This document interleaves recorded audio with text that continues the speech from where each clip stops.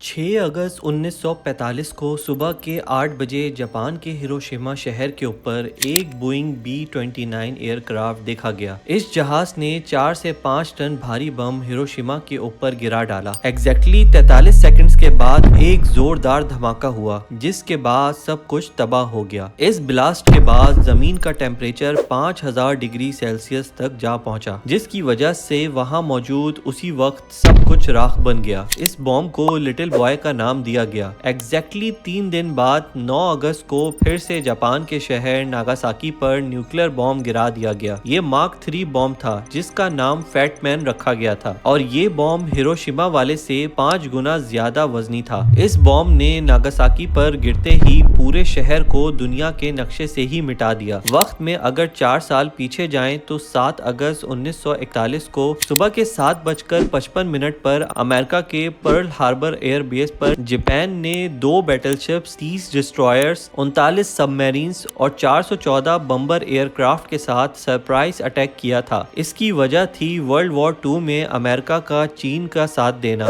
इस अटैक के बदले के तौर पर अप्रैल 1942 में अमेरिका ने भी जापान के टोक्यो शहर पर बिल्कुल इसी तरह अटैक किया, जैसा जापान ने अमेरिका के पर्ल हार्बर एयर बेस पे किया था। इस हमले के बाद अमेरिका ने चुन चुन कर जापान से बदले लिए, और यही वो वजह थी कि आज से ठीक 78 साल पहले हिरोशिमा और नागासाकी पर न्यूक्लियर बॉम्ब्स गिरा दिए गए थे। ये वो पहली मर्तबा था जब इंसानों पर न्यूक्लियर बॉम्ब का इस्तेमाल किया गया। इसके बाद 1998 में पाकिस्तान भी न्यूक्लियर पावर बन गया, और इसके सिर्फ 2 महीने बाद इंडिया भी न्यूक्लियर पावर बन गया। न्यूक्लियर बॉम्ब्स की ताकत का अंदाजा आप जापान पर गिराए गए अटैक से लगा सकते हैं। आज इस वीडियो में हम बात करेंगे आखिर न्यूक्लियर बॉम्ब्स काम कैसे करते हैं, और ये इतने छोटे से बॉम्ब इतना बड़ा धमाका कैसे करते हैं, और इनमें ऐसी क्या चीजें इस्तेमाल की जाती हैं जो इन्हें इतना खतरनाक बना देती हैं। न्यूक्लियर बॉम्ब को 16 जुलाई 1945 को इन्वेंट किया गया था। इसे बनाने वाले शख्स का नाम रॉबर्ट ओपेनहाइमर था,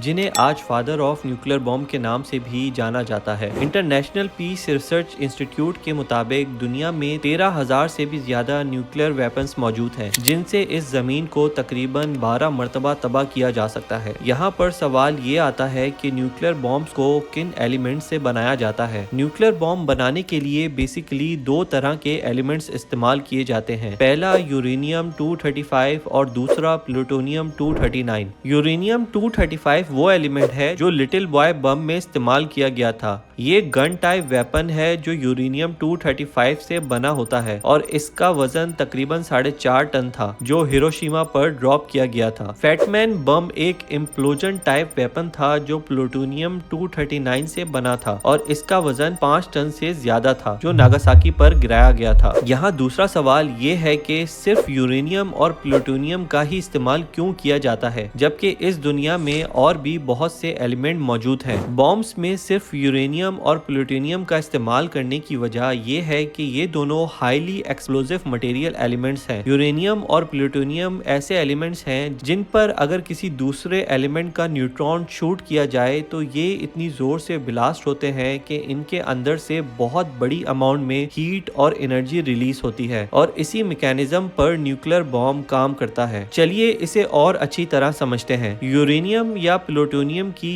एक चेन होती है। सबसे पहले यूरेनियम पर एक दूसरे एलिमेंट का न्यूट्रॉन शूट किया जाता है, जिसकी वजह से यूरेनियम या प्लूटोनियम का एटम बहुत जोर से एक्सप्लोड करता है। इस ब्लास्ट के बाद दूसरे यूरेनियम और प्लूटोनियम के एटम भी इसी तरह से हीट और एनर्जी रिलीज करते हैं, और जब बॉम्ब के अंदर बहुत ज्यादा अमाउंट में हीट और एनर्जी प्रोड्यूस होती है तो बॉम्ब की आउटर लेयर इसे बर्दाश्त नहीं कर पाती, और फिर ये इतनी जोर से ब्लास्ट होता है कि इसका इफेक्ट 1000 टन से भी ज्यादा होता है। इसी तरह से न्यूक्लियर बॉम्ब काम करता है। न्यूक्लियर वॉरहेड मिसाइल वो मिसाइल है जो जमीन के अंदर 1000 फीट तक मौजूद स्ट्रक्चर्स को तबाह करने की सलाहियत रखता है। तो दोस्तों, आज की इस वीडियो में बस इतना ही। तो मिलते हैं अगली वीडियो में एक न्यू टॉपिक के साथ।